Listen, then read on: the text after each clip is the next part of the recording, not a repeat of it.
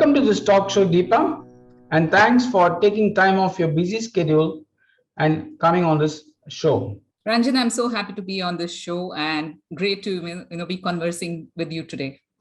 Hi, I'm Ramesh Ranjan, the editor of humanengineers.com, a popular HR website and a blog. Welcome to this HR talk show, People at Work, where we take up unique topics concerning the people side of business. We bring to this show eminent HR, business, and thought leaders to share the knowledge and experiences and perspectives to help organizations make the most of their people and to leverage the people in organizations to their competitive advantage. Nearly half of our population are made up of women, and nearly 40% of our working population are women. But then, why aren't there more women in pole positions at the top of the corporate world? This is a question which has sparked debate over the years and across continents. Well, we have with us DEEPA Nagarajan, a renowned thought leader, an author, and a champion of women, who will be talking with us on Women on Board, why only few women make it to the top in organizations. DEEPA Nagarajan has over 27 years experience in roles in various multinational corporations. She is the founder and managing director of DEEPA Nagarajan LLP. She works closely with corporates, academia in various areas, organizational design and development, OKR consulting, entrepreneurial coaching, and other areas. She also teaches brand management, diversity management, entrepreneurial skills at leading management institutions. DEEPA is a veteran OKR and OGSM implementations. Mentored by renowned personalities and experts like Dr. David Wolf, DEEPA has worked with some of the top leaders and women professionals from around the globe. She is the author of the best-selling book on women leadership, Women on Board, and is currently working on several other books. DEEPA has been awarded the Phenomenal Women Achiever Award by the World Women Congress in 2019 and Strategy Consultant of the Year Award by VJCA 2020. DEEPA has a master's degree in management of IT and IT-enabled services from the State University of New York, United States of America, master's degree in management information systems from the Amrita School of Business. Welcome to this talk show, DEEPA, and thanks for taking time off your busy schedule and coming on this show. Ranjan, I'm so happy to be on this show and great to be conversing with you today. Thank you, DEEPA. Data shows that women accounted for 15% of board members in publicly listed companies. In addition, very few women reach the highest positions in large companies. Less than 1 in 20 companies have a female chair or the chief executive officer. Closer home, a close look of the Fortune 500 companies in India reveals that there are just 29 companies who have women leaders with executive powers. Research from various studies suggests that companies with a higher representation of women at the most senior levels deliver stronger organizational and financial performances as well as better corporate governance. What causes these differences in the career trajectories of women and men? Why is there so few women on board at the top? Well, let's turn it over to DEEPA to share our insights and solutions to this vexed problem. Over to you, DEEPA. Thank you so much, Ranjan. It's such a relevant topic today, especially with all the statistics that you shared. And I have quite a few to share with you as well, to augment what you shared. And it is so true.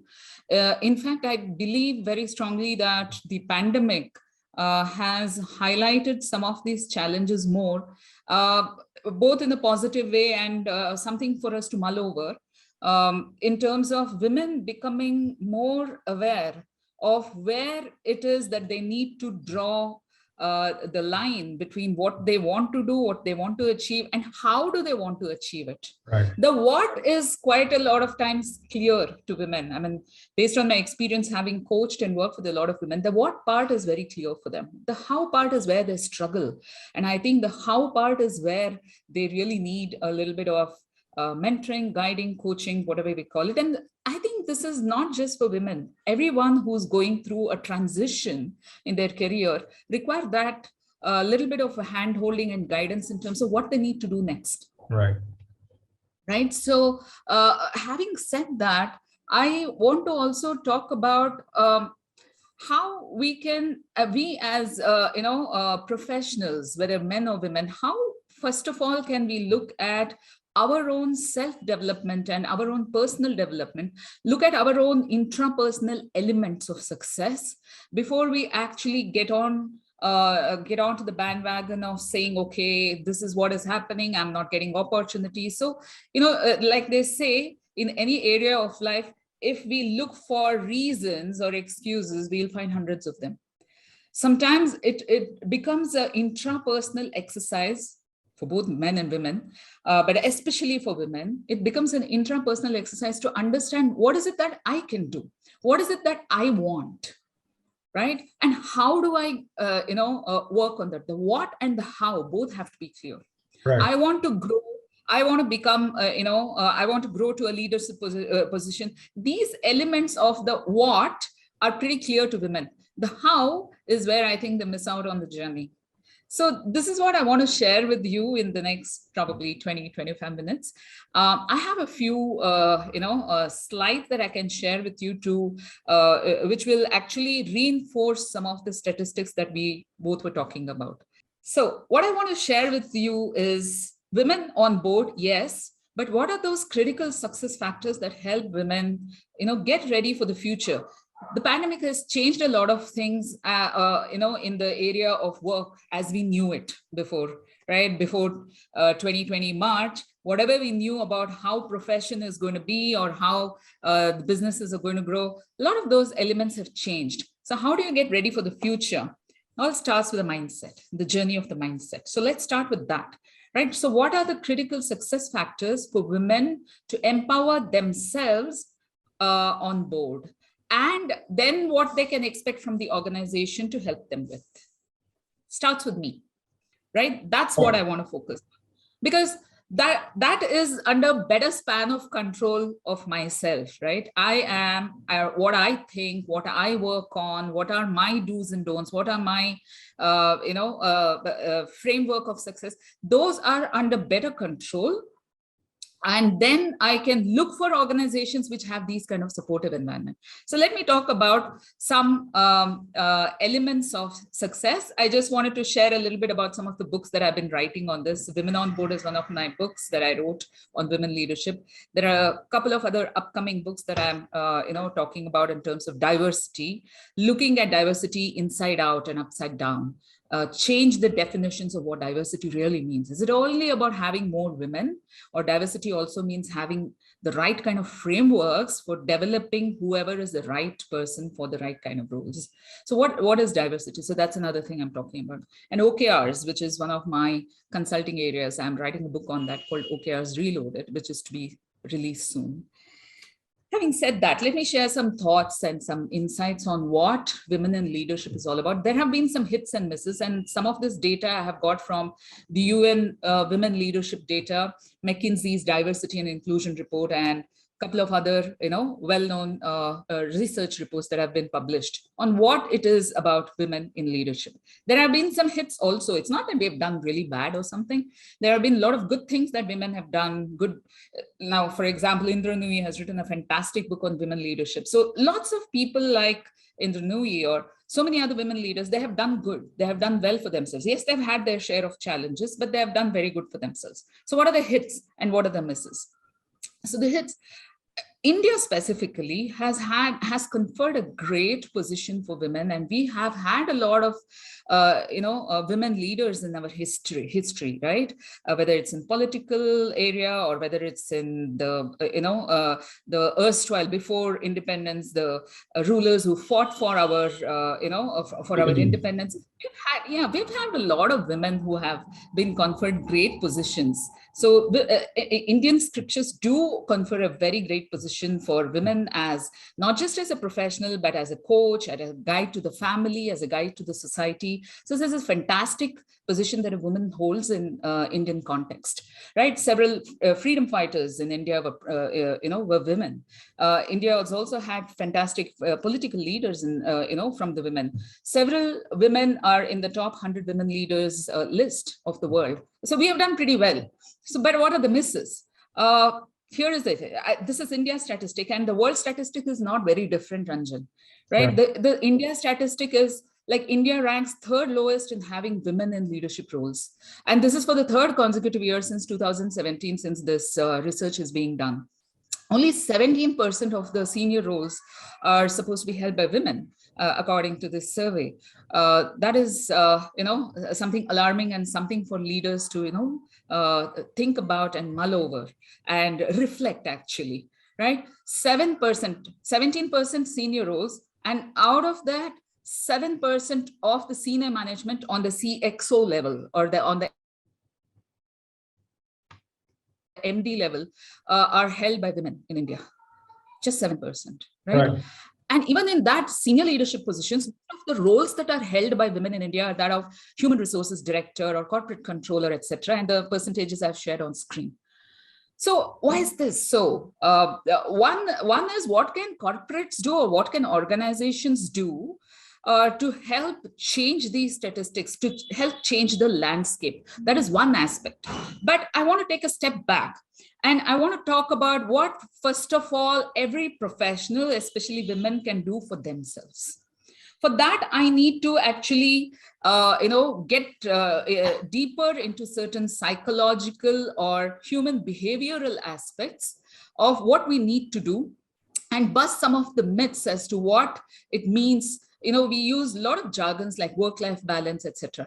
I want to bust some of these myths, which the reason why I want to do that is many times these things like work-life balance, managing, different priorities, etc. This seem to tend towards becoming a burden or becoming a additional task for women. Right? So how can a woman, first of all, change her attitude, and how can we as a collective society change our attitude towards that? And this principle, I think, is kind of applicable for both the genders, right? Both, because at the end of the day, we are a collective society. So we all have our roles to play in making this success story happen. So here is a very interesting diagram that I'm sharing with you. A lot of research on, psychology, human behavior has proven that we have two parts of our brain, two sides of a brain, right? The left brain and the right brain. Like the image represents, the left brain is our logical, analytical, mathematical area of our brain, and the right is more of relationship-oriented, emotions, etc. Right? Many times, there is a narrative that has been built in the corporates that men are more left-brained and women are more right-brained, and that's why both of them cannot handle certain types of roles. Okay. I think first of all, that is one myth that needs to be bust. Right? It's not that women are only right-brained and so they get very emotional, etc. Or, men are not capable of emotional relationships or relationship management skills. So I think it depends on what is the kind of mentoring, coaching, and the narratives we have built in the society and in the organizations. So if I were to actually, correlate the left and right brain functions into what it is normally considered and how we need to start rethinking, rehashing, and relooking at it. So what is it that we need to worry about in today's work life? What should women bother about? Is it work-life balance or is it personality balance? Is work-life balance only a women's challenge? I think this is a challenge that even a lot of men face today, right? Men are contributing equally towards development of, a relationship, a family. They do their contributions, they do their bit, right? So who is, working towards the personality balance rather than the shallow work-life balance definitions that we have today at workplace? Right. You, on the left-hand side, you see the left brain functions, right, which has been scientifically proven to be part of the left brain and which are considered to be more masculine. And right brain functions, which are more emotional, intuitive, and subjective in nature, which are labeled to be feminine functions. Now, here's a question for everyone. So does that mean that there are no feminine functions in a man's brain and there are no masculine functions in a woman's brain? First of all, if we can move away from this, from this narrative that, men are more left-brained or women are more right-brained, I think that is the first step in creating the right organizational roles for both men and women. Right? It's not that a man cannot be a fantastic HR person or a woman cannot be in a technological role driving left brain, so-called left brain functions, right? She can do that as well. Right. We have to change, first of all, the narratives that have been built in the organization. Both sides of the coin require consideration, in the sense a man needs to be, he can be coached and developed to enhance his right brain faculties. A woman can be coached and trained and mentored to develop her left brain faculties. First, we need to create this kind of opportunity for men and women especially, because they are the ones who are, the statistics are not in their favor. So we need to help women pick up these left brain faculties and get ready for roles that require this kind of a disposition or attribute, right? Right. So here's another area where I see women struggling a lot. It's a tug of war. Most of the times, I have coached a lot of women. I have coached a lot of professionals, in their professional lives and how to grow their professional careers. And I see that there is a huge bias and huge focus on developing skills. And there is this, thought that if I work on more number of skills, if I develop more skills, if I go for more certifications, more programs, more degrees, more advanced learning programs, and keep working on my skill sets, and that is the way to grow. What happens in organizations is that there is a certain type of a mindset that is required for both men and women, in fact, women especially, to grow to leadership positions. Right? So skill sets are great. Yes, we need those skill sets. Yes, we need to develop ourselves. We need to skill, reskill, upskill. Yes, all that is fine. But are we working on our mindset? Absolutely. And if I were to give an example as to why the mindset is more important than the skill set, I would take an analogy of mindset being an operating system. We have our mobile phones, right? We have our operating system, or even our laptops, whatever. We have a lot of apps and a lot of fantastic games, etc., that we play. We use apps, so many utilities. None of these apps are going to work if there is no operating system. Right? So your mindset is like the operating system, and the skill sets are like the programs, applications, etc., that need an operating system to work efficiently. And if we don't upgrade our mindset, or if we don't upgrade, speaking about the analogy, if we don't upgrade our operating system, a lot of apps stop working after some time. It's the same with the human mind. We have to, be agile. Agile, they talk a lot about agile today, right? Agile is not just a software development framework, Ranjan. Right. Agile is actually starts in the mind, right? Agile starts in the mind, then in the organization mindset, then in the organization structure, and then comes all these processes, etc.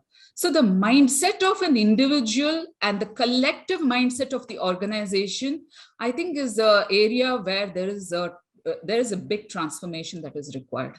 And then all these skills, development, new technologies, etc. I mean, people will, meet the requirements. People will rise up to the challenge and, work for the company. It'll work. It'll work like, a clockwork. It'll work beautifully. So this is something that I would urge women leaders to focus on. What is it that, do you have that agile mindset? How are you looking at your organization? How are you looking at your job? Is it just a job, or is it a career for you? Or is it a part of, so going back to this work-life balance thing, first of all, I think this work-life balance is a misnomer, because I feel work and life cannot be separated. Work is a part of life. Because I spend 8 to 10 hours of my, life at workplace. It is an integral part of my life. So what I think people need to start work towards, instead of trying to balance and juggle stuff, they need to start integrating elements of their life so that one speaks to the other, without disconnect. Right? Work has to speak to life. Life has to speak to work, because it's a part of our life. I meet some of the best friends and the best colleagues and some of the best people that I interact with. I've met them at work. Right. So how can I keep work separate from my life? So work life itself, that's a misnomer. So that's another thing that I would urge leaders, especially women, to consider. Don't burden yourself, don't force yourself to get into that work-life balance misnomer or the myth, right? Instead, if we can focus on our mindset, develop the adaptability, flexibility, and agility, and then work on our skills, that will position us better to work towards our success in whatever career we choose, whether we choose to work in the corporate or whether we choose to become an entrepreneur at a later stage. It works. This approach works, and it has worked for several professionals. Right? So that's, I think, something for all of us to consider and mull over. So just to share a few more thoughts as to what is it that from a professional perspective, women professional can, women leaders can focus on. So, encouraging diversity in the organization is great, but I think also creating opportunities for women to develop themselves in these 4 areas. And these 4 areas were identified in a in a worldwide survey that was conducted by International Labour Organization and UNCTAD in 2016, in terms of what are the areas that need to be identified by women. Plus, the first 3 are important, yes, but I also added another point, which is bargaining and negotiation skills, because women tend to shy away from bargaining, whether it is in sales or whether it's in a position or whether it is with regards to their salary. So these 4 areas were identified as some of the points that women can actually develop themselves and work on. Yeah, through skilling, through getting mentored, etc. What is that? Customer centricity. And customer is not just external customer. Customer could be an internal department as well. My boss could be my customer. So how do you develop that mindset of being customer centric? If I start looking at my boss, for example, as a customer, my entire approach towards him will change, rather than looking at a boss who's trying to, monitor me. He's not my monitor. So I think the entire relationship quotient will change when I start looking at him as customer. Right. So the customer centricity is again a mindset, Ranjan. Right. And secondly, increased financial literacy, understanding how finances work and how the top line, bottom line of the company is being impacted by my work. Right. How am I contributing to the organization directly or indirectly? Understanding this gives a sense of purpose and a sense of pride for women in the roles that they take up. Right. Enhance competency in leadership. This could be done through several programs in the organization, which is specially tailor-made for women. And, they can work on their leadership skill, the softer aspects. Women, by the way, are known to, have inherent ability to build meaningful and long-lasting interpersonal relationships. It is already a strength that is normally embedded in a woman. So why not give them that opportunity to help them develop those faculties in a much better way?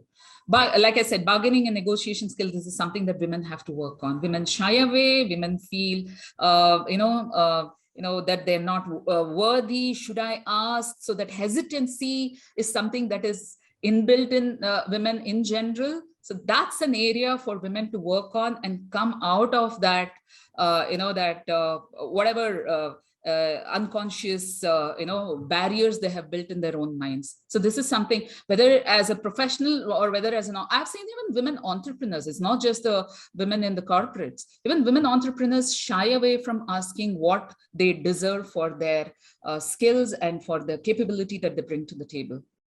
Right. So this is something that I think that negotiation skills, which requires great personality balance and emotional intelligence, that is something that women should work on. Right. What does India Inc. want from leaders, not just women leaders, from leaders? So this is a study that was done by Harvard Business Review in 2018, just on the Indian leadership space. Right. What are this is not specific to women, this is generally for all leaders, but this is something that is a good pointer for women leaders as well. What are those areas of leadership that they need to work on to take on the challenges of being in a CXO or a MD kind of a level, right? They want leaders, the India Inc. wants leaders to give key inputs on the overall strategy. Right. So understanding the pain points of an organization and understanding each and every layer. So which means networking within the organization also becomes very key. Meet other leaders in the organization. Talk to them what is happening in other areas. If I'm, if I'm a part of marketing, why should I stick to only marketing functions? Why shouldn't I know what is happening on ground? What is happening in the partner ecosystem? So networking within the organization and understanding different aspects of the business and giving key inputs wherever I can. That is an important contribution that I can make as a woman leader to the CEO or to the head of the organization. Leaders are expected to be the keepers of the organizational culture. So if I am telling something, and these are finer aspects which gets missed out many times, Ranjan, in corporates.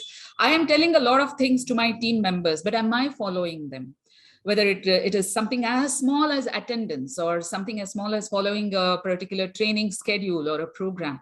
So there is a cultural, framework which is there in every organization, and the leader has to be the front-ending, person. Like, there's this analogy in leadership about the pack of wolves. How the wolf, in the pack of wolves, how the leader always is at the back.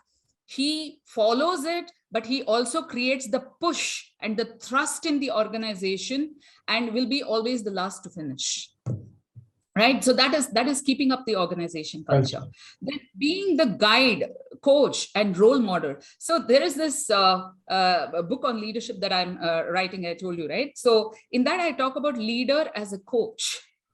Right. Leader is not about monitoring just the performance or the attendance, etc. Leader is a coach. Right? How leadership as a coaching service, right? So I think that transformation has not happened in the leadership space. Leaders playing the role of the coach and the guide and the mentors and being the role model for the employees, right? Representative of the stakeholder interests. And stakeholder doesn't mean just earlier days we were talking about shareholders. Today everybody is a stakeholder. Right? Stakeholder can be employees, families, the relatives. How do I create these employee engagement programs, partner ecosystems, agents, shareholders? Everybody is a stakeholder. Gone are those days when we were focusing only on the shareholder equity. We need to create equity for everybody, every stakeholder in an organization. Right? And women have to understand these four elements of how leadership, leadership ladder can be climbed, right? So they need to genuinely work towards these, developing these kind of skills and capabilities within them. So what are those focus areas? What are those other competencies that they can work on, right? Building that ability inside myself to see the bigger picture. right? Not just my function and my role. Women sometimes can tend to become very, caged within their specific roles. Yes, I have a certain set of deliverables in my role, but can I also build my ability to see the bigger picture and make better contributions to the organization, right? Develop that courage and tolerance. Yes, everything sometimes may not work as per our expectations, but can I be tolerant and work towards contributing to the organization's change management as well? For that, I need to develop my courage as well. I need to speak up. Where I have good contributions to make, I need to speak up. So the self-confidence is one area that women can definitely work on. So this, a lot of these elements, if you notice, Ranjan, is all about, first it starts with intrapersonal. Right. I need to work on art of prioritization. Women sometimes tend to get bombarded with a lot of conflicting priorities, right? And in that 24 hours in a day, minus 8 hours for sleep, there's only that much that a woman or any human being can get done. So how are we prioritizing our tasks? I have 10 things to do, but I may be able to get only 5 things done. So what are those 5 things that are most important? Pareto's principle we can use in life. Why does Pareto principle have to be only for business? In my prioritization of the 10 things that I want to do, I can use the art of prioritization, use Pareto's principle kind of models, and I identify what is it that I can do. I'm a human being as well, right? So decision making. Get involved in the decision-making process, first as an observer, second as a mentee or as a coachee, and then as a participant. What happens in many organizations, not just for women, even sometimes for men as well, we try to jump into becoming decision makers. Right. It is important for us to get mentored, observe, get mentored and coached, and then start taking on the role of participating in decision making. For that, we need to understand the art of decision making as well, which requires time, right? It requires some mentorship and coaching. Adaptable, being flexible and adaptable to circumstances that are changing. I think pandemic has taught us all that lesson, how we need to be adaptable. All of us had a lot of things planned, right? We had to drop all those things and we had to adapt to the new way of working, new way of living. So right. Adaptability is a key human skill, not just a business or a corporate skill, right? It's a human skill. It's a life skill, actually. That is something that women can work on. Last but not the least, shun the shyness. Take initiatives, ask for help, ask for what you think you deserve, right? And create the right kind of steps for people in the organization to support you in the initiative that you're trying to take. So this is something that I invite women to work upon, because when I work upon, first of all, when I work upon myself, then I'll have the conviction, the confidence, and the courage to actually go and ask for what I want. Right. So this is something that in fact, how we can do this in detail. I have talked a lot about this in my book, Ranjan. What are the steps that they can take, how they need to do this, what are some of the exercises that they can do, right? This is something that we can work on. Actually, let me talk about the reason why I spoke about a lot of these areas of intrapersonal aspect and the interpersonal aspect is because this is the crux of what I wanted to share. We all work in 3 primary fields of action in life, right? We have the intrapersonal, which is what I was talking about, trying to understand and work with the elements that I have the best control over. So that it starts with intrapersonal, and then come the interpersonal or the social aspects. When I work on myself, when I understand what is my weakness, what is my strength, I can also work on those areas which help me build better relationships at home, in the family, and at workplace. Interpersonal is not just about workplace skills. It is a life skill again. It's a human skill. If I am having a challenge at home, and I'm having an issue with someone at home, some dear one or a near one at home, it's definitely going to boil over and impact the way I work, or it will impact my efficiency at workplace as well. So Right. interpersonal skills are very critical, and women especially have to work on this, because women normally tend to have a little more of that emotional overture than men, right? Which also means that women, when they work towards their emotional intelligence, they can be fantastic leaders, because emotional intelligence today is one of the key leadership, critical leadership skill actually, right? And then comes the professional or the entrepreneurial element, Ranjan. See, the thing is, today a lot of people are focusing on entrepreneurial or their professional journeys, going in for skills, going in for certifications, working, networking, etc. But the first two elements are being neglected. So what happens is, this bubble starts growing, the professional bubble starts growing, and bubbles always burst. So Absolutely. we have to give equal importance to all these three for them to be in balance. If we give importance to all these three, then it becomes a balanced field of action for me. Very. So that is something I urge, and I invite all women leaders to consider as a part of their development towards bigger and higher positions in corporates. Right? Just professional skills alone wouldn't suffice, especially in today's VUCA world, right? We are all living in ambiguous, volatile, uncertain periods, right? So, working on the intrapersonal, interpersonal aspect is as important as the professional skills and the professional development. Absolutely. So what should we do? What should we do? So I spoke a lot about intrapersonal and interpersonal. What should we do now to create those opportunities for women in the corporates, and how do we as organizations, as a network of organizations, change that landscape and create more opportunities for women by giving them the right foundation, right? So what should we do? So I want to share one very beautiful set of points, which is from International Labour Organization. They released this report last year in terms of what organizations should do to empower women at work. So these are called as the 7 principles of women empowerment for corporates to adopt. So principle number 1, establish a very high level corporate leadership for gender equality. And it is not just when you talk about gender equality, it talks about all aspects, from opportunities to pay, etc.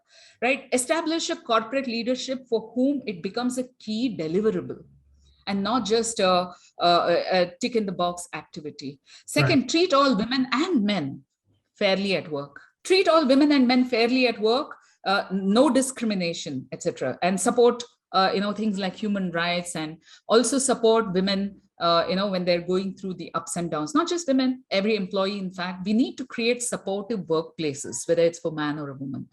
Of course, health and safety and well-being.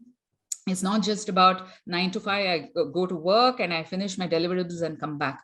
Can we create, there was a point in time, I remember in the 90s and early 2000s, Ranjan, talking about anything to do with something that's bothering me, stressing me out, or I'm depressed about something. This was a taboo, right? Talking about your mental state or the stress that you're going through in life is a taboo, right? And it was looked upon as a inhibition or an inhibitor for growth in the organization, if I discussed about the challenges that I had.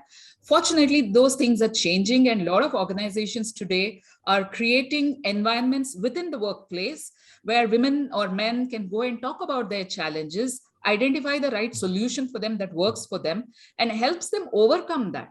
Right? So talking about your state of mind is not a taboo anymore. And a lot of organizations progressive organizations are creating these kind of dialogues within the organization, and giving the respect and the privacy and the confidentiality for women and men to open up and discuss about their challenges. And I think this is something that must happen more, considering the trauma that a lot of us went through due to the pandemic, right? Give more opportunity for people to, and create more empathic workplaces, right? Professional training, development, coaching is very important. So that's the fourth principle. Create opportunities for women to learn things like enterprise development, supply chain, etc., and marketing practices. What are happening in the marketplace?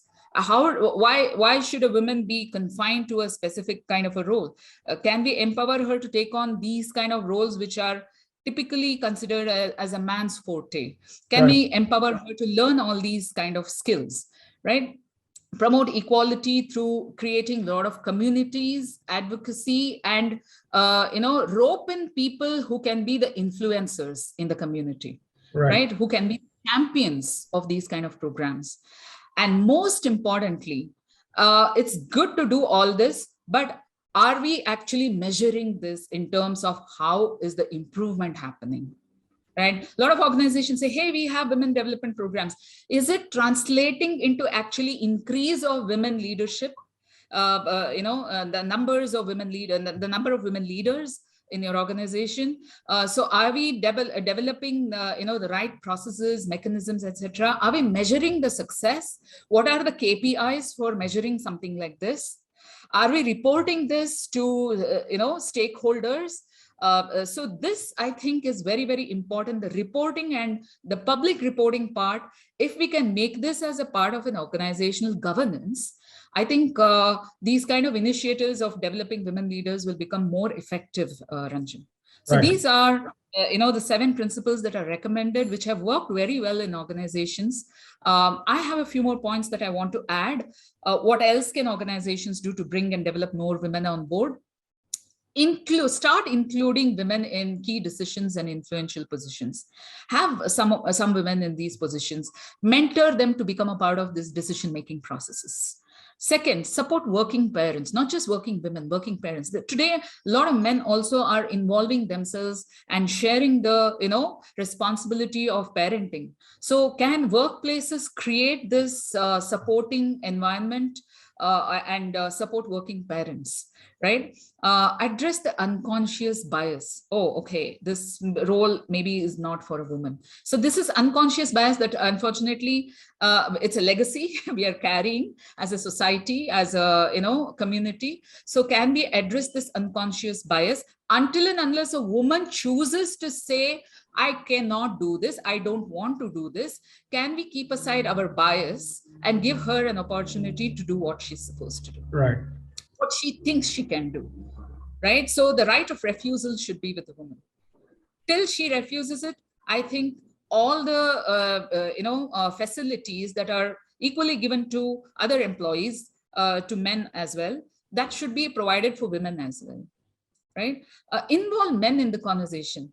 I am not very much for creating only women only kind of support groups, women supporting women. We require men also to participate in this, right? Excluding men and their support and their conviction about something like this is very critical success factor, which we miss out on. And that's why you see March 8th is celebrated as International Women's Day. I see that quite a few organizations have women entertaining women.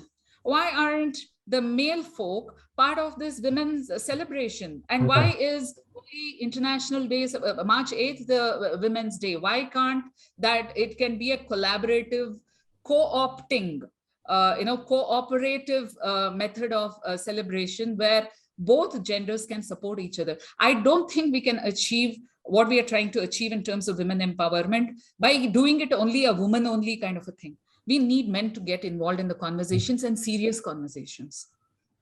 Right? Last but not the least, develop mentoring network with clear deliverables for the mentor and mentee program. Mentor-mentee programs, I have seen this happen in many organizations, Ranjan. Mentor-mentee means, they find a meeting room, they go sit and there's a one-on-one discussion. Haal kaisa hai janab ka, kind of a discussion. But I think we need to move away from those kind of mentor-mentee conversations to having actually clear deliverables, measurable programs which have a definitive outcome for the organization. This kind of a mentoring network should be developed in every organization for all kinds of leaders. So I think if we can somehow create these kind of narratives in the organization, we change the way we look at what is women empowerment, right? And bring in measures and meaningful dialogues with women and give them the first right of refusal to saying no to a role.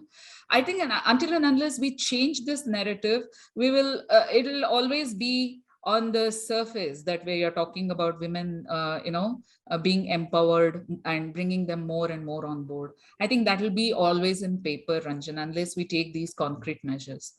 So yeah, I mean, that's what I wanted to share. But I must say that this is a collaborative exercise. It is not, it can never work on a I, me, myself kind of a mode. We need to collaborate within the organization. Like they say, we can all not do it ourselves. And if we think that we can do it all ourselves, then it is going to be a far reached goal. I think it'll be very difficult to reach that goal. So women also have to raise their voice, ask for help, not shy away from asking for help, and not think that she needs to juggle and handle it all on her own. She doesn't have to. More women leaders at the top of organizations. You did share with us saying that the what of it is quite well known, but the how of it is what many of the women have challenges. You did share with us about the critical success factors for professional success. You spoke on the journey of mindsets, and you rightly said it starts with me, right? And it was very interesting to understand how the left brain and the right brain is related to the men and women. And you also very nicely said that can we improve the right brain functionality of men and at the same time improve the left brain functionality of women. And an interesting debate about work-life balance versus personality balance. When most people talk about work-life balance, you brought in the new concept of personality balance. And also, of course, you did share about the constant tug of war between mindset and skill set, and how women and many of us focus more on the skill set rather than on the mindset. And you gave a very good analogy of the app versus the operating systems, right? Uh, well said about the agility. You said agility starts in the mind, and as an organization, we need to develop a collective mindset, right, towards more diversity and inclusion. You did share with us some very interesting insights from the India Inc. as to what they want from leaders in general, and how this could also help women to shape up as they aspire to become corporate leaders. And you did share about the focus areas of women, and how to unshackle from the cage which most people are caged in, right? And towards this, you said how it's important it is to prioritize. And you said, why not use Pareto principles also on the personality development side, and why only for the business angle? And very rightly, you said that, people focus more on the professional success or the professional area of personality, but they also need to ensure that they focus on the social side and on the personal side, and balance the personal, social, and professional aspects of a personality, right? And very interesting to see the ILO 7 principles for empowering women at work. And I like the last, most important thing which I liked was when you said, shun the shyness.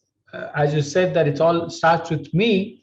Shun the shyness is something which I think very, very apt for women, because I have worked with a lot of women. I know that they're capable, but at times they're very shy, and they need to come out of that coy and then shun the shyness as they aspire to become corporate leaders. Great, Deepa. I just have a couple of questions. Um, Sure. I think while the COVID pandemic has been a catastrophe to a great extent, I also see it as a silver lining for women, because the COVID pandemic has shown to the world that remote working works, and organizations can sustain productivity and business continuity as good or even better than what it was otherwise. So with the remote working having come to stay, and then organizations now working on hybrid working arrangements and flexible working arrangements. Do you think this is, in a way, helping in terms of bringing more women back to work and improving diversity and inclusion in organizations? I think a lot of organizations have, I mean, we have heard about it, right? A lot of organizations are moving to actually remote working models or hybrid working models. Yes, I have heard about a lot of women saying that, hey, this is something that we were looking forward to earlier, Right, because we had, growing up, kids, and we wanted to spend more time with them. So this has come as a blessing. right, It has also, brought certain challenges, I feel, Ranjan, because what used to be a definitive 8 or 9 hour work has actually stretched into the time pie, which I had otherwise kept for my family, personal life. right? Right. The personal life, so it has spilled over to the personal life, but I don't think it's a dangerous challenge or anything. It is something that people have to learn how to manage and learn how to draw the lines, and that can happen with having very clear deliverables. So if organizations can transform their performance conversations into discussing about outputs. Did you complete this task? Did you complete the task number 2, 3, 4? Instead of talking about outputs, if we have performance conversation transformation to focus on outcomes, I have 10 things that I have done. I have done those 10 things and I have delivered this NPS score Right. for the customer. So if we can move the organizational performance frameworks from being output driven to outcome driven, I think people will start figuring out the best way, the juggle, reshuffle the elements of their life to bring in that balance. See, what started off to be supposed to be a work-life balance of being able to work from home, if it goes to the other extreme of eating up into my personal life, then the whole purpose is beaten. Defeated, yeah. So, yeah, it is defeated. So can women and organizations, everybody, not just women, can organizations work to create the right performance frameworks where we start, like I said, start focusing on outcomes rather than outputs. Right. That I think will bring back the balance in this hybrid work environment that I'm talking about. Great. But there's another interesting point that I want to share with you. In fact, I was just reading on LinkedIn, one of the articles written by a renowned leader, that actually women's career took a hit during the pandemic. But you know what? A lot of them, because their career took a hit, they have also turned to entrepreneurship. Right. A lot of women entrepreneurs have come up in the last 1 year, Ranjan.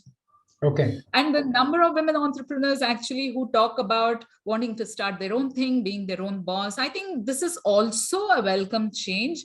We need to develop the women entrepreneurial space, but we should not lose sight of the fact that we are moving towards a hybrid work model, and we need to create the way to address this work model shift that is happening is to create absolutely outcome focused performance conversations. Great. That transformation has to happen in organizations. Well said, Deepa. There's certainly, of course, a silver lining, but at the same time, there needs to be a balance in terms of prioritization of personal and professional life. The next, the last question I have, a little controversial. We all spoke about how there's so little representation of women on the board, right? And you also talked about the what and the how. Now, in our earnestness to change the landscape, I've seen, I've worked, I've heard, and many organizations have almost resorted to some sort of a reservation for women, and excluding the other gender from positions. Now, I'm not sure whether this really serves the purpose, or it really brings about the real spirit of diversity and inclusion in organizations. What do you have to say about reservations for women? Like recently, I saw people congratulating Ola for the women-only factory, where 100% of the employees were women. So what about the poor guys who have been excluded, right? Yeah. So what is your thought about reservation for women in the workplace?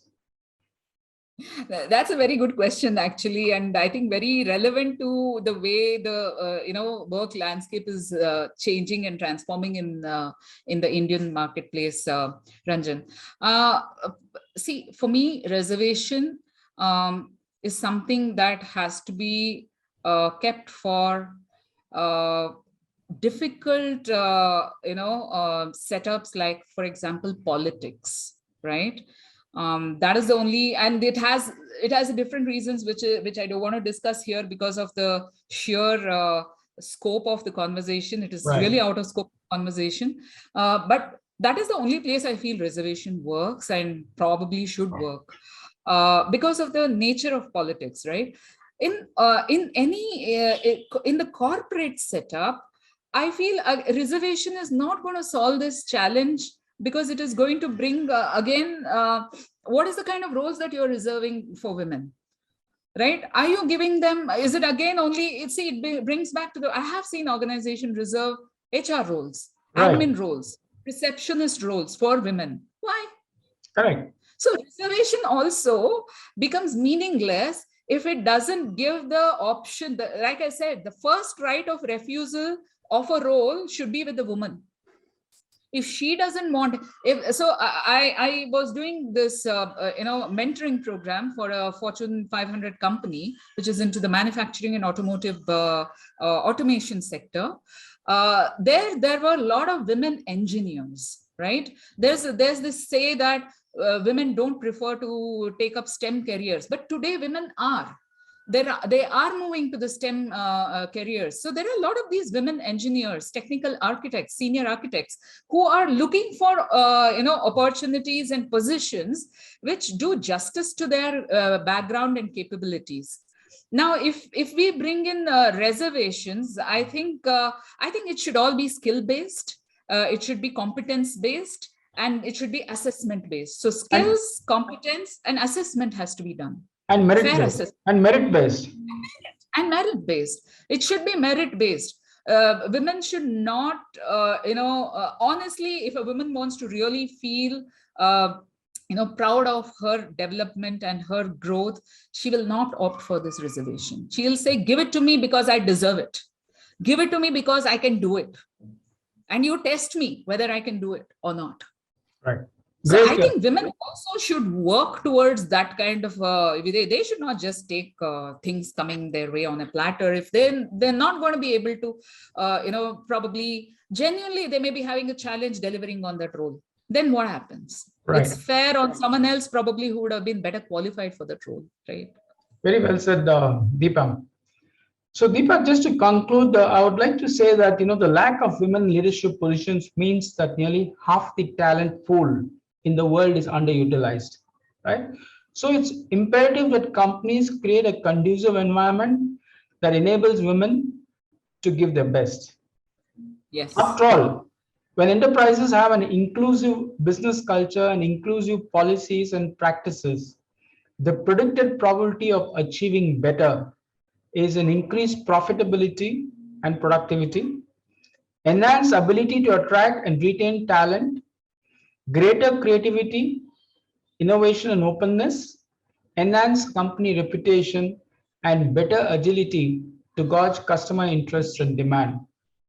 So when boards are gender balanced, companies are almost 20% more likely to have enhanced business outcomes. It makes business sense for organizations to be a lot more gender sensitive. And as you rightly said, Deepa, it's about time that organizations in their journey of gender balance involve men in the conversation. And Yes. I would like to thank you, Deepa, for a wonderful insights. And thanks to all our viewers and patrons for watching this episode of People at Work. Thank you. Thanks, Ranjan. It was great talking to you. Thank you. Pleasure.